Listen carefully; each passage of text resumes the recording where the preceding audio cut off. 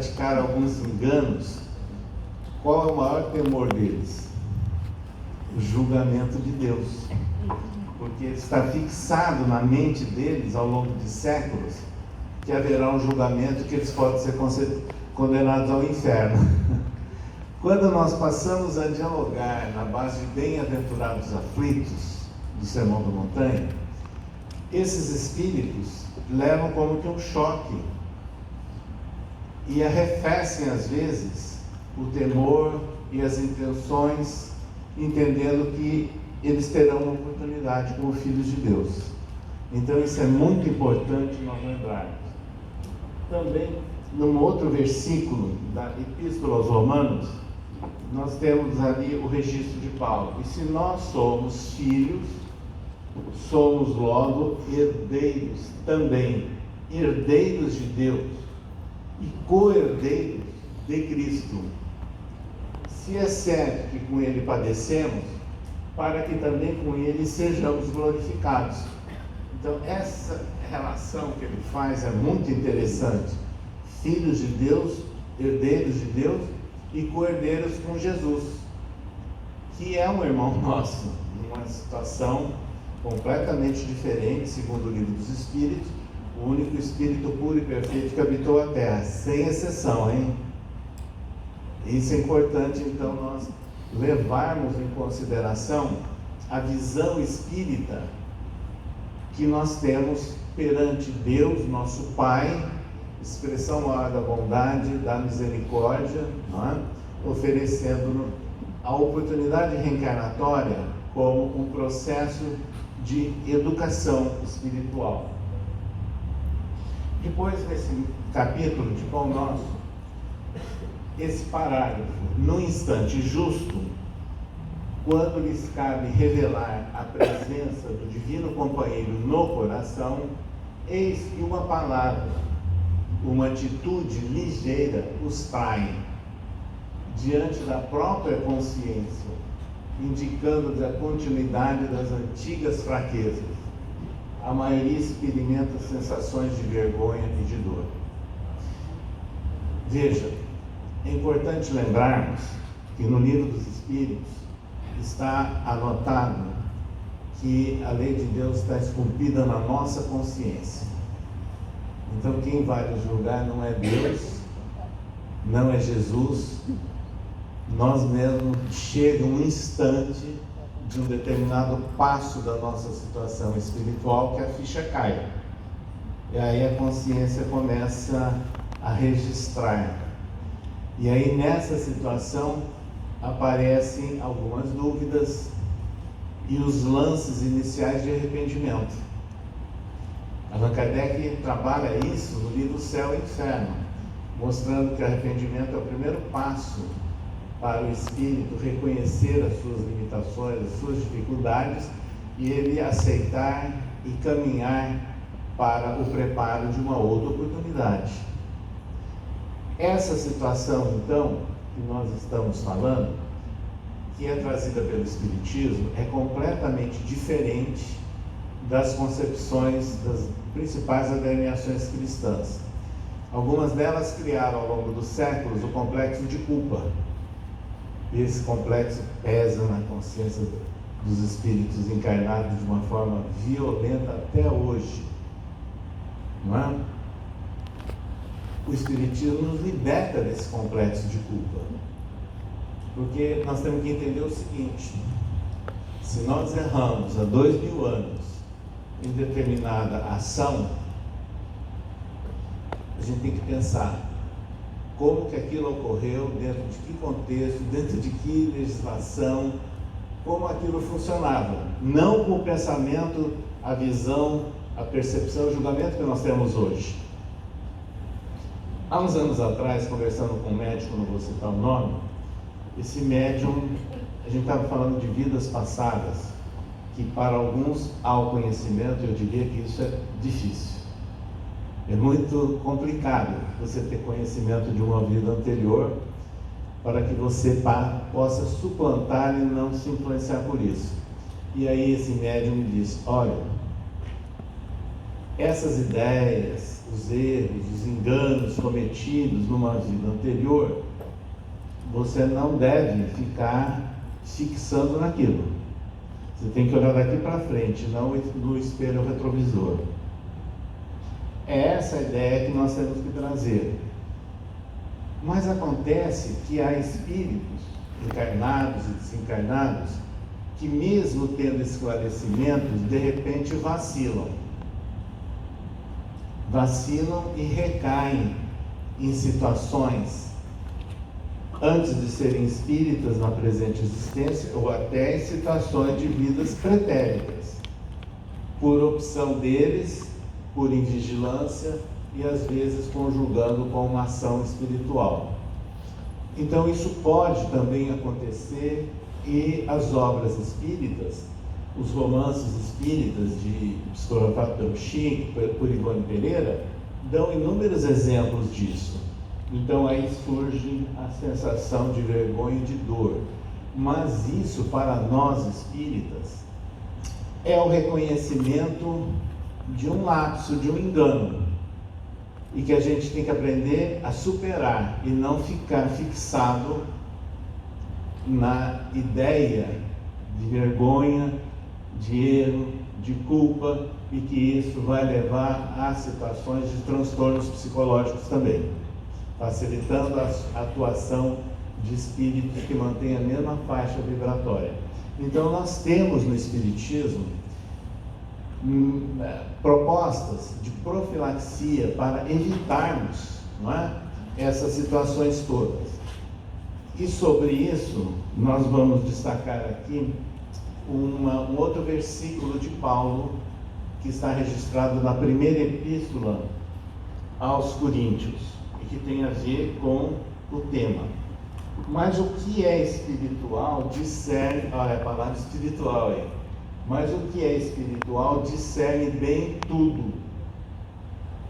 Ele de ninguém é discernido, porque quem conheceu a mente do Senhor para que possa instruí-lo? Mas nós temos a mente de Cristo. É interessante que nós lembremos também da primeira epístola de Paulo aos Tessalonicenses: examinai tudo, retende o bem. É uma proposta extremamente válida para o contexto conturbado do mundo que nós vivemos hoje. Se nós acessamos qualquer mídia, é um festival de horrores, né? A gente tem que saber o que está acontecendo, mas não vamos nos envolver emocionalmente. Eu vejo às vezes pessoas dando opinião sobre o noticiário, eu fico pensando que besteira, né? Que bobagem, porque muitos desses que compõem essas mesas em mídias também estão dando opiniões pessoais, às vezes nem conhece detalhadamente o assunto, meras conjecturas, e quem está do outro lado assistindo e comentando está repetindo o problema, perdendo seu tempo e se alterando emocionalmente. Então nós temos que examinar tudo, mas a gente tem que ter a nossa mente voltada para uma ação benéfica, não só vibratória, como na ação concreta. E é isso que pode nos garantir um melhor equilíbrio emocional e espiritual. Isso é importante para nós. Agora, quem está nessa situação, ele pode ser discernido. Essa palavra aí tem dupla significação. Você pode ser identificado como uma pessoa que tem um projeto de vida diferente, você pode ser discriminado porque está fazendo isso, e hostilizado no meio de amigos, não é? No meio profissional até. Então, essa é uma característica do seguidor de Jesus no contexto do mundo de provas e expiações que nós estamos vivendo. É exatamente isso. Mas o que deve nos animar?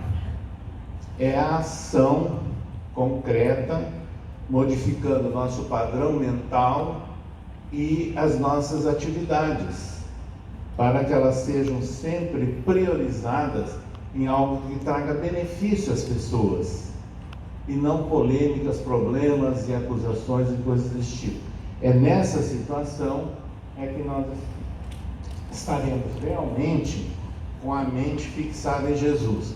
Tem uma frase popular que diz tudo isso: o que Jesus faria no meu lugar? Às vezes, quando a gente tem dúvida, a gente tem que pensar nisso. Então vejam que nós vamos encontrando nos próprios registros de Paulo de Tarso, nas suas várias epístolas, coerência entre o que ele solta numa frase, numa epístola, com outras que estão registradas em outras cartas. E Emmanuel trabalha de uma forma muito lúcida, esclarecedora, uma autêntica lente, né? Essas anotações de Paulo de Tarso, permitindo-nos, portanto, uma maior compreensão. Essas observações que nós estamos fazendo, elas são necessárias, inclusive para o movimento espírita. No século passado, vamos assim dizer, eu me lembro muito bem que no início das nossas atividades espíritas, ainda na adolescência, era muito comum nós encontrarmos espíritas que não gostavam de Bíblia, de estudo de Bíblia, imagina, isso é coisa de outra religião. Isso foi claro, foram momentos. De repente, nós começamos a compreender que a má utilização ou uma análise superficial e decorada de textos bíblicos é que levaram a esse estado de coisas, essa reação, de um lado. E do outro lado, nós espíritas somos espíritos reencarnados. Eu diria que todos nós, com raríssimas exceções, somos espíritas pela primeira vez. Onde nós estávamos antes? Tramitando aí do outro lado da mesa, vamos assim dizer, não é? Transitando em igrejas, templos, poderes políticos, militares, etc. Então nós trazemos algumas tendências, reminiscências positivas ou negativas, inclusive de reação, não é? A alguns textos clássicos, como aqueles relacionados com o Novo Testamento. Mas, sem dúvida nenhuma, nós devemos a Emmanuel, pela psicografia de Chico Xavier, ele atuando como o mais profundo exegeta espírita sobre o Novo Testamento. E se nós analisarmos a obra de Emmanuel no seu conjunto, nós vamos sentir uma visão crítica, realista e objetiva sobre a aplicabilidade do ensino moral de Jesus nos dias de hoje. Então aí nós vamos trazer para o Espiritismo exatamente essas ideias.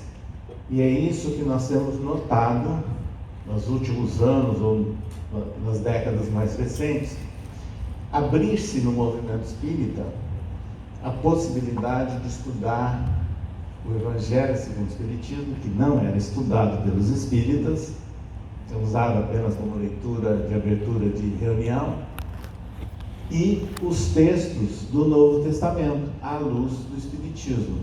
Então nós começamos a ter uma outra compreensão, uma outra visão do ensino moral de Jesus, trazendo para a realidade, isso que é importante. Nós não podemos ficar repetindo histórias, casos e frases pensando no passado.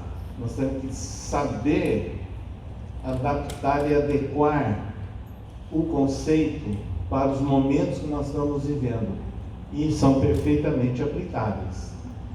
Nessa sequência, então, nós temos um outro parágrafo daquela mensagem conflito do livro Pão Nosso. Alguns atribuem as quedas à influenciação de espíritos maléficos. Geralmente procuram o inimigo no plano exterior, quando deveriam sanar em si mesmos a causa indesejável de sintonia com o mal. O que Emmanuel quis chamar a atenção é aquilo que a gente encontra, né? Desde algumas reações de criança até adultos em várias faixas etárias. Não, o errado é ele. O que está acontecendo comigo? Fulano é culpado, eu sou sempre a vítima, não é? É outro que é culpado. quem trabalha